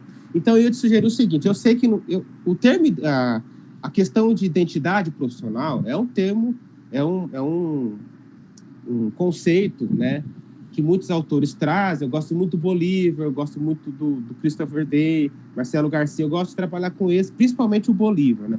Mas são conceitos pesados, são pesquisas que normalmente envolvem trajetórias de vida, envolve uma relação do docente com seus saberes, uma relação do docente com sua prática. A meu modo de ver, dos termos que a gente costuma ver aí, né, o identidade docente é um dos mais abrangentes nesse sentido, assim, né? A gente sempre vai falar de identidade docente junto com crise de identidade. Por exemplo, eu me lembro da pandemia, que foi uma grande crise que provocou na identidade profissional dos professores, né? E outros aspectos que causam. Então, eu acho que vai ser muito desafiante para você, com o tempo que você tem para entregar, você resolver essa questão da identidade. Se você me perguntar assim, Marquinhos, mas tem elementos aqui nas narrativas? Tem. Está tudo aí. Tem muita coisa interessante para falar de identidade. Mas eu senti que você não se aprofundou nisso. Então, eu me permito dar uma sugestão, Gabriel e Ulisses, para você tentar resolver isso da seguinte maneira. Faz o que a Deinha falou, traz os saberes do rodapé para o seu texto, trabalha um pouco mais, principalmente o saber experiencial, porque é saber experiencial que elas estão colocando ali, né? O Tardif vai falar assim, ó, saber está na comunicação. É aquilo para... eu não vou lembrar certinho agora, mas é aquilo pelo qual eu consigo dar uma razão, uma justificativa perante um ator, um par que me questiona, entendeu? Ele vai falar que o saber experiencial está no nível da comunicação nesse sentido, né? E você, dizendo de certa maneira, foi um interlocutor que chegou para a Liz e para a Marisa e falou, e aí, como é que você faz esse estágio quando você recebe lá os alunos, né? E elas estão justificando perante você. Então, isso aqui é uma coleção de saberes, né? Às vezes, o saber, ele é ambíguo, às vezes ele é incoerente com a prática. Tem tudo isso porque você está só com o saber ali na narrativa, no que ela falou, né? Então, tem todas essas questões, mas eles estão ali. Então, trabalha um pouquinho o que é saber, o que é saber experiencial, que está lá no Tardif, você não precisa sair do Tardif para falar isso. E a minha sugestão é que você mude o seu título. Ó, eu tinha pensado assim, ó, o estágio supervisionado na licenciatura em matemática na visão de 2 professoras supervisoras. 2 pontos, saberes e práticas. Eu tinha pensado nessa sugestão de título, até para trazer as professoras supervisoras para o título, né? Tira experiência e identidade, deixa saberes e práticas, que acho que você está abordando, principalmente os saberes aí. As práticas você também está abordando, mas na voz delas, né? Então, essa escuta sensível que você fez das professoras, né, nos permite avaliar os saberes que elas, digamos assim, construíram ao longo de anos de experiência em relação a como acolher, receber e formar os futuros professores que dialogam com elas dentro da sala de aula delas. Então, talvez essa seja uma sugestão, digamos assim, de ordem prática, para você não ter que fazer uma leitura tão densa que seria agora, por exemplo, trabalhar a identidade profissional ou identidade docente. Pode falar, Gabriel. Só porque eu estou anotando o que vocês estão falando, aí, só para ver se eu anotei no correto. O título que você sugeriu é o estágio supervisionado na licenciatura em matemática na visão de 2 professoras supervisoras, 2 pontos, experiências e práticas. Saberes e práticas. Saberes e práticas. Isso, 2 pontos, saberes e práticas. Aí você tira o experiência e tira o identidade. Como o Ulisses notou bem, o identidade é um conceito já muito caracterizado na literatura, e experiência mais ainda, né? Aí você vai ter o John Dewey, você cita o John Dewey aqui, né, numa nota de uma epígrafe, né? Tem o John Dewey, você tem a experiência do Larousse, enfim, experiência também é outro termo que precisaria, não dá para falar assim, experiência, não dá. Tem que realmente trazer um autor para dialogar, né? Acho que, não sei, não estou lembrado agora, posso estar enganado, se você dialogou com o conceito de experiência, né? Lá quando você começa a fazer análise, você vai dialogando com o novo, diálogo com o tardio outra vez. Você faz muito diálogo com a teoria lá na análise do que na sua própria fundamentação. Sua fundamentação ficou pequena, né, Gabriel? Ela tem aí umas 4, 5 páginas e ainda tem a questão da legislação ali dentro. Então, a sua fundamentação, ela não resolveu esses problemas todos. Acho que foi o critério de vocês esperar ver o que aparecia nas entrevistas para começar a dialogar. Achei que foi bem interessante. Mas a identidade profissional é realmente um conceito muito amplo, muito cheio de nuances. Cada autor fala de um jeito, né? É complexo. Você vai ter identidade narrativa aí no meio, né? Eu tô fazendo um trabalho com a Adair Nakarato, nós estamos estudando exatamente agora identidade narrativa, né? Então, enfim, é muito interessante, mas é desafiante agora nesse momento. Se naquele momento você tivesse abraçado essa ideia, acho que valeria a pena. Eu acho que é melhor agora você trabalhar com o que você tem, e o que você tem está muito bom. Não precisa deixar anunciar isso no título, tá? Uma coisa que eu notei, Gabriel, eu não sei, talvez você tenha alguma explicação para isso, me pareceu que a Elisa foi muito mais generosa para você dialogou muito mais com a Elisa. Você tem muito mais teóricos para dialogar com ela durante a fala dela e tudo. Não sei se a Marilza foi mais direta, mas a entrevista dela tá ótima também, né? Mas não sei se você percebeu isso. Você dialogou com muito mais autores com a Elisa. Foi sem querer ou alguma coisa? Não, é porque eu acho que eu amadureci mais depois da Elisa, porque a Marília tinha sido meu material da primeira... inclusive, que eu trouxe ela para qualificação. Eu até, na qualificação, tinha chamado ela de Fernanda e tal, depois eu mudei. E aí, enfim, eu passei pelos problemas pessoais que vocês leram lá.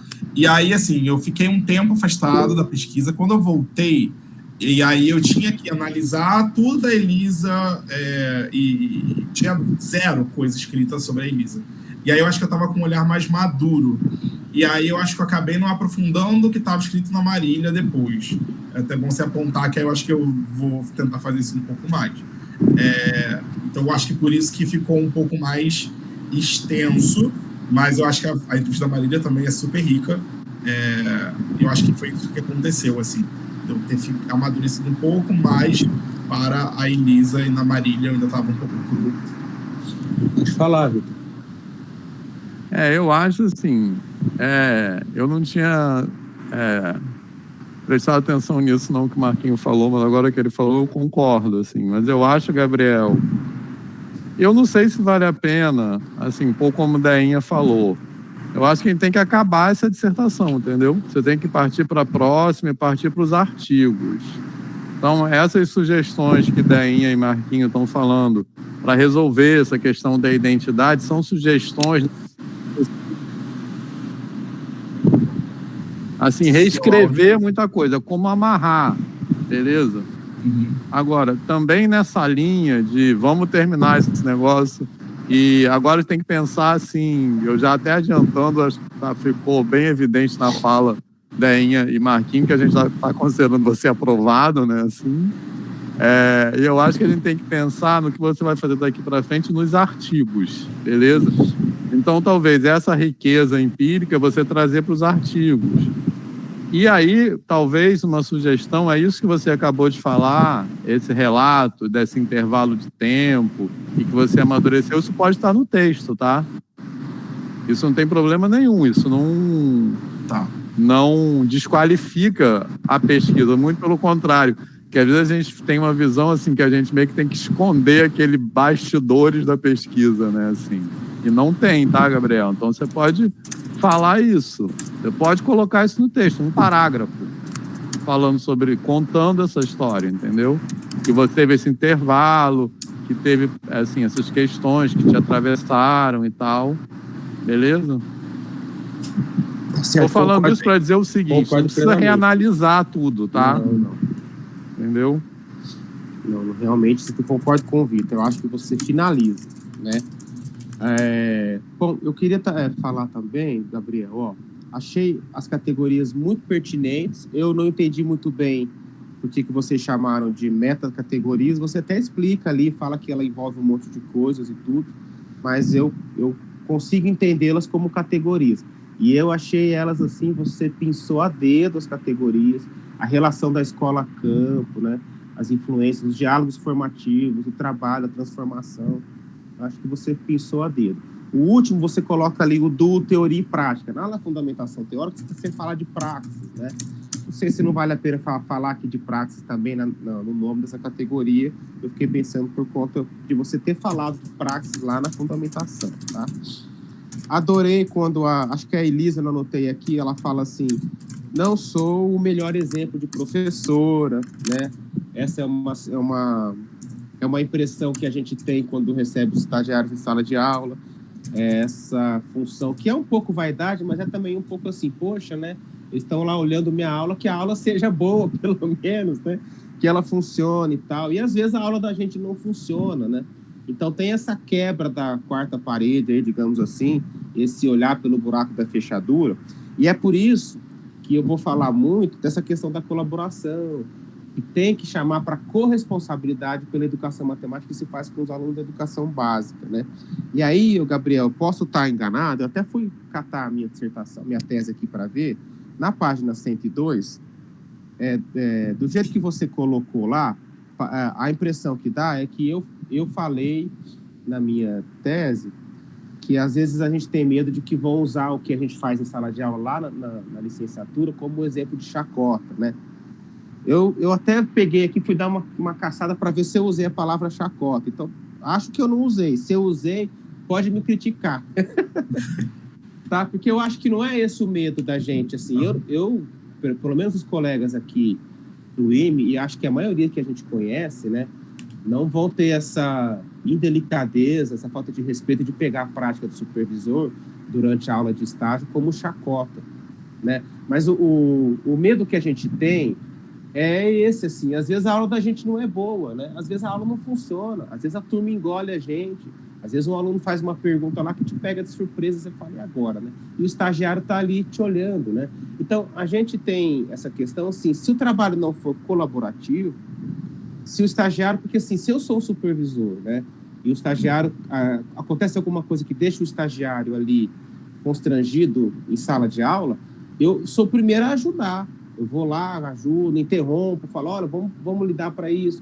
Porque não pode ter essa questão colocada. E ela é colocada quando a relação que se estabelece entre o estagiário e o supervisor é uma relação de observação, uma observação de julgamento, uma relação de, inclusive, como fala o Dario, de colonização de práticas, entendeu? É como se a academia olhasse para o trabalho ali da educação básica no sentido de, nós sabemos quais são as melhores práticas a serem desenvolvidas na escola. O professor vem aqui no balcão aprender com a gente. Quando essa relação se estabelece, aí sim é motivo de chacota. Agora, se a relação que se estabelece é a seguinte, olha, eu sou professor, eu tenho ali meus alunos para ensinar matemática, eu vou ter dois parceiros comigo, que são os estagiários.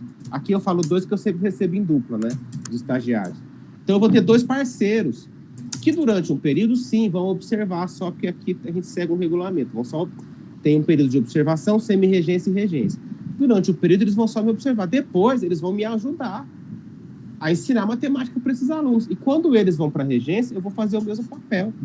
Eu vou ajudar que aquela educação matemática ali seja melhor. Você entende? A relação que precisa se colocar ali é uma relação de corresponsabilidade e de colaboração. É claro que o supervisor tem um papel aí, digamos assim, na hierarquia, talvez ele seja, né, ali mais importante no sentido de que é mais responsável, né? Ele é mais responsável, ele tem que ser o mais responsável ali, naquele papel, né?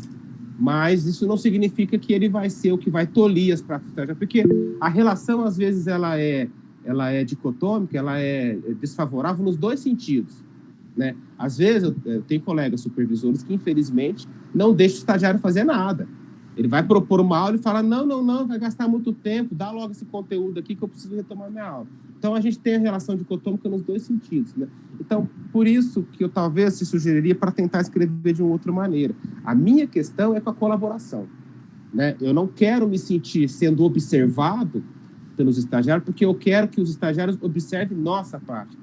Somos nós. Se um aluno ali, se uma coisa de ruim acontece dentro da sala de aula, nós três precisamos fazer alguma coisa para reverter, para melhorar aquela situação, porque aquilo afeta nós três e não afeta a aula do estagiário, a aula do supervisor, entendeu? Então é por isso que eu uso aquela expressão lá, a expressão não, narro daquele jeito lá, né? Ser um professor exemplar. Nem sempre a gente é um professor exemplar. Muitas vezes a gente aprende e com a prática e faz práticas das quais a gente acha que não deveria ter feito, né? Se arrepende. Então, o papel da colaboração, da reflexão, tem que estar tudo feito ali em conjunto para que não haja essa relação tão colonizadora como coloca o Dario, né? Pode falar, Gabriel. Talvez tenha ficado mal escrito, mas é porque a parte da chacota é como a Marília se sente. Aí eu acho que eu quis fazer uma conexão com o seu trabalho e aí ficou mal colocado. Então, vou ajustar para que fique claro que a Marília se sentia dessa forma, e também trazer essa sua visão, que eu achei importante, essa questão da ser uma visão colaborativa no seu caso. Mas eu acho que aquela parte ali é porque a Marília fala dessa coisa de sentir observada, até uma fala que eu botei no slide, de que vão rir dela e vai levar o caderninho, entendeu? Foi mais nesse sentido. Mas já que você teve essa percepção, porque está mal escrita, então pode deixar que eu vou mudar. Não, beleza, está mal escrito, sua dissertação está muito bem escrita, viu? Mas acho que eu me senti um pouco assim, nesse sentido assim, de não achar que eu estou dizendo que eles fazem chacota, tal, porque eu sei que não fazem, né? Mas eu acho que o que está por trás disso é isso, Gabriel, essa relação que sempre se coloca entre escola e universidade, né?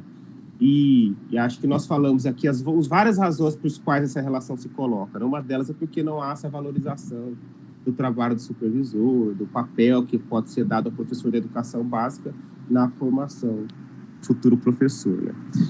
Eu tinha pouca coisa para falar, Gabriel. Eu acho que o seu trabalho merece ser finalizado, merece se vir a público, né? Um dia desse, uma conversa com a professora Adair, ela falou assim, Marquinhos, a gente não dá voz, a gente escuta, né? O que a gente pode fazer é escutar, a gente não tem esse poder de dar voz. Por que a nós é dado o poder de dar voz, né? A gente escuta o que os professores têm a dizer, né? E foi o que você fez aqui, Gabriel. Você escutou vozes que normalmente não são tidas como, né, como vozes a serem escutadas, são vozes esquecidas mesmo, né? Professores aí há tantos anos que trabalham, né? Me choca, por exemplo, quando num certo momento ela fala lá, ninguém veio aqui falar com a gente recebe o estagiário, nunca ninguém apareceu aqui. Eu fico chocado com uma informação dessa, né? É um trabalho feito meio às escuras, indica que realmente não há colaboração naquela relação ali, né?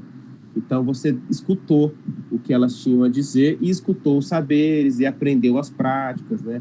A riqueza do seu trabalho está nessa questão. Então, de certo sentido, ele é muito original, né? Traz uma visão poucas vezes trabalhada em trabalhos de pesquisa, né? E de um jeito muito cuidadoso você apresentou as entrevistas aqui. Então, te parabenizo pelo trabalho, né? As coisas que a gente fala aqui são sugestões, aquilo que não servir, descarta e trabalha com aquilo que dá tempo, que você consiga fazer para finalizar e depois trabalhar nos artigos, como o Vitor falou. Então, desde já, parabenizo você pelo trabalho, Ulisses, Vitor, você que trabalharam aí no início, e bola para frente, Gabriel, é isso aí. Muito obrigado, gente, pelas palavras, considerações, foi muito rico, pode deixar que eu vou tentar contemplar tudo. Só a questão da identidade que eu queria... eu vou tirar do título, você já entendi. Aí eu posso fazer aquele adendo que o Vitor sugeriu, de colocar num parágrafo, algo sobre isso, ou acham melhor nem aprofundar, talvez retirar essa questão da identidade? Posso fazer o adendo? Tá.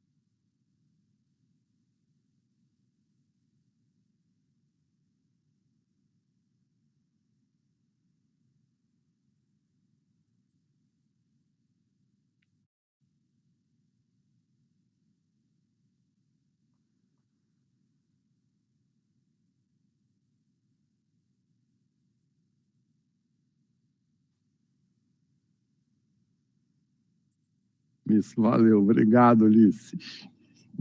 Fico emocionado com essas palavras, assim. E, então, pessoal, de novo, boa tarde para todos, todas e todos. E, bom, eu queria... na verdade, eu acho que quase tudo que eu tinha para falar já foi falado, tá? Assim, que a gente foi dialogando, eu gosto muito desse jeito de participar de banca, né? Eu acho que é muito mais potente, proveitoso, né? Assim.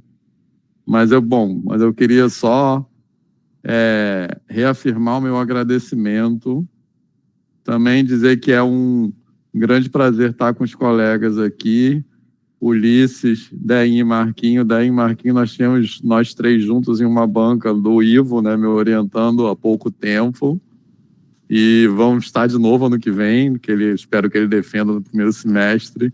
Então, muito bom reencontrá-los, além de colegas, amigos.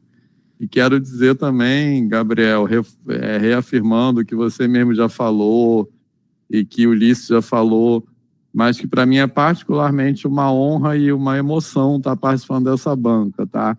Ver que o seu trabalho ficou muito legal, é um trabalho que realmente ele traz contribuições, como assim, isso já foi muito destacado, já ficou muito evidente na fala dos colegas, que é um trabalho que, de fato, traz contribuições para o campo, né? Você evidencia discussões no seu texto que são pouco faladas, né? Assim, então, foi um trabalho que me fez pensar coisas que eu não tinha pensado antes, assim, de fato, sendo bem sincero, Gabriel, assim, que essas coisas... E pensar coisas que eu não tinha pensado antes sobre a minha própria prática, né? Como professor num curso de licenciatura. E muito feliz por ver, como você também relatou, que a gente sabe da situação que você enfrentou, a gente acompanhou isso, né, durante a pandemia, e você ter, assim, enfrentado, não vou dizer superado, mas assim, ter, assim, ver esse momento de você chegar à conclusão, você merece muito ser mestre, e assim, é muito bom para o nosso programa você se formar aqui no PEMAT. Assim, e dito isso, com todo de coração aberto, assim, eu queria apenas reafirmar algumas coisas que já foram ditas, tá? Assim, só começando, o Ulisses falou essa coisa da identidade, só reforçando, eu acho que, para mim, um parágrafo resolve isso, tá, Gabriel? Eu só falando, um parágrafo dizendo assim, nesse texto, pelo termo identidade, queremos dizer isso assim, assim. Beleza? Ponto. E aí, no primeiro lugar onde você fala de identidade, tá? Aí, daí para frente, sempre que o termo identidade aparecer, a gente já vai entender que é isso que você quer dizer com identidade, beleza? Acho que é só isso que tem que fazer, com respeito a essa questão, beleza, Gabriel? E aí eu acho que trazer algum texto da Márcia Cirino também, insistindo, tá? Porque ela vai te ajudar a amarrar isso. Mas eu acho que o que você tem que acrescentar nesse aspecto não é mais do que um parágrafo, tá? Beleza? E acho também, aproveitando, também que ficou muito bom o jeito... De fato, o referencial teórico ficou um pouco curto, mas depois, como você vai trazendo o referencial teórico para discutir com os resultados, eu acho que ficou muito bom, tá, Gabriel? Que tem, às vezes a gente vê dissertações de mestrado que a pessoa põe um referencial teórico e depois esquece, né? Assim. E você, de fato, na discussão, você coloca os autores para discutir com as participantes, com as duas participantes, tá? Beleza, Gabriel? Então, acho que isso ficou muito bom, realmente, essa parte. Bom, e aí... eu já falei muito, né, como eu disse, não vou me alongar. Eu queria só destacar que eu acho que valeria a pena, pensando assim, nisso que a gente já falou, eu acho que o trabalho está concluído, assim, mas eu queria insistir nas algumas modificações que eu acho que... Quais são as modificações que eu acho que valeria a pena você fazer no texto da dissertação, tá? Eu acho que essa coisa da identidade... Essa coisa que o Marquinho levantou da diferença entre as duas entrevistas, a minha sugestão É só você explicar por que isso acontece, por que isso aconteceu. Também é não mais do que um parágrafo. E o que eu acho que valeria a pena, assim, que valorizaria muito a sua dissertação, na minha opinião, é você desenvolver um pouco mais só as considerações finais, tá? Assim, dizendo aquilo que a gente já falou, que Deinha falou, né? Assim, a coisa do... Assim, quais são os desdobramentos que tem o seu trabalho, em como a gente pensar na formação do supervisor, né? Porque é isso, é uma formação que ela fica periférica, né? Assim, a pessoa não é formada para ser supervisor, e isso, a necessidade da gente ter uma formação de supervisores curricularmente legitimada, ou seja, está escrito no projeto pedagógico dos cursos de licenciatura em matemática e nas suas componentes, ter componentes curriculares, disciplinas que deem conta disso, eu acho que é algo que emerge de maneira muito contundente, né, da fala das participantes. Então, acho que isso valorizaria muito o seu trabalho, você escrever, também não precisa ser mais de 1 ou 2 parágrafos, tá, Gabriel? Mas você escrever isso nas considerações finais, beleza? Né? Porque aí você está colocando mesmo de maneira mais explícita a contribuição que o seu trabalho traz para o campo, certo? E uma última coisa que eu queria falar, que eu acho que talvez seja a única que não foi dita ainda, que eu acho que talvez valesse a pena você destacar um pouco mais, é assim, o perfil particular dessas duas participantes, tá? Porque eu acho que as duas, se eu não me engano, as duas têm pós-graduação, né? Uma tem mestrado e está fazendo doutorado, a outra eu não lembro, mas algo assim também, né? A outra também tem mestrado. Mas não está fazendo doutorado, né? As duas têm mestrado. Então, isso dá a elas uma perspectiva que grande parte dos professores e das professoras que supervisionam o estágio não tem, necessariamente. Assim. Também não é para dizer que quem tem mestrado é mais, assim, sei lá, tem mais conhecimento do que não tem, não é para generalizar isso, entendeu? Mas, assim, a gente sabe que tem muitas pessoas, muitos professores e professoras que supervisionam estágio e que estão há muito tempo naquele roda viva da prática, né? Assim, entendeu? Então, eu acho que você só deve incluir também, pode ser nas considerações finais, um parágrafo dizendo... E a fala delas é muito crítica, tá, Gabriel? Elas são muito críticas de formas diferentes. Que esse resultado tem a ver com o perfil, vamos dizer, particular das participantes.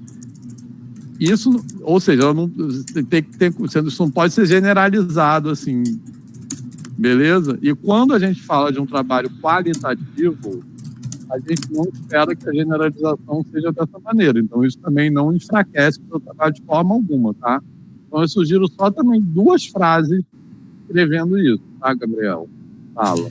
Perfeito. Mas, assim, teve uma parte que eu até escrevi sobre a questão da formação continuada, inclusive eu citei a Deinha, porque ela tem trabalho sobre isso, mas aí eu posso aprofundar, já que não ficou tão claro. Mas acho que em algum momento eu coloquei isso sim, mas eu vou escrever mais. Eu acho que é só em qual momento? Deixa eu ver aqui. Só para eu... Porque eu acho que o que eu estou sugerindo é para dizer o seguinte: esses resultados que você obteve têm que ser entendidos considerando a especificidade do perfil das participantes, beleza? Uhum. É isso. Ah, tá. Entendeu? No final, nas considerações finais. Uhum. Tá, pode deixar. Isso. Assim, só para responder a sua pergunta, no começo da primeira metacategoria eu falo de formação continuada. Tá. Sim. E sobre como as duas falam. inclusive elas possuem pós-graduação e como isso é importante para elas. Tem outros momentos, deixa eu ver aqui.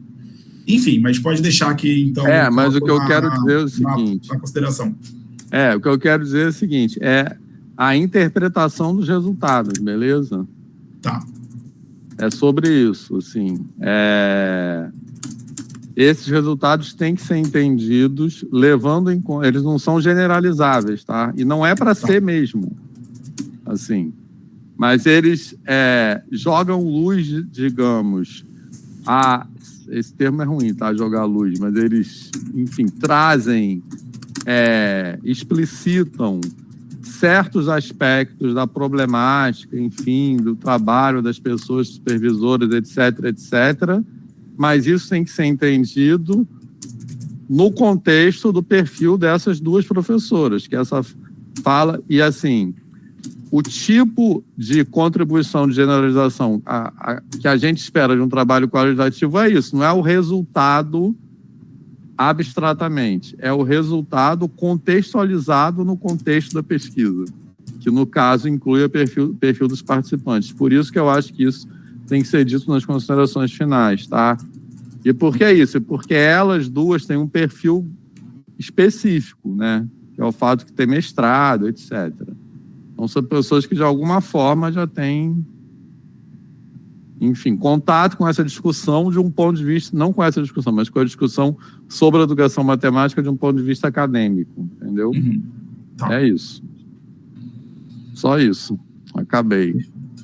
Então é isso, Gabriel. Muito feliz. Parabéns a você, parabéns, Ulisses. Muito bom estar aqui nesse momento. Agora, já que foi à distância, a gente tem que marcar o chopp. Com certeza.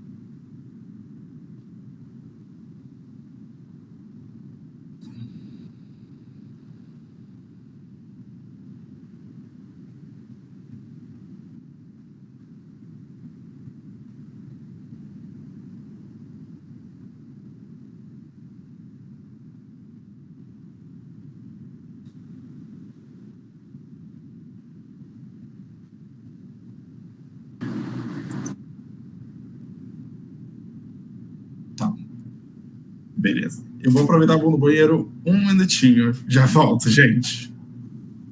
Tchau. Já vem.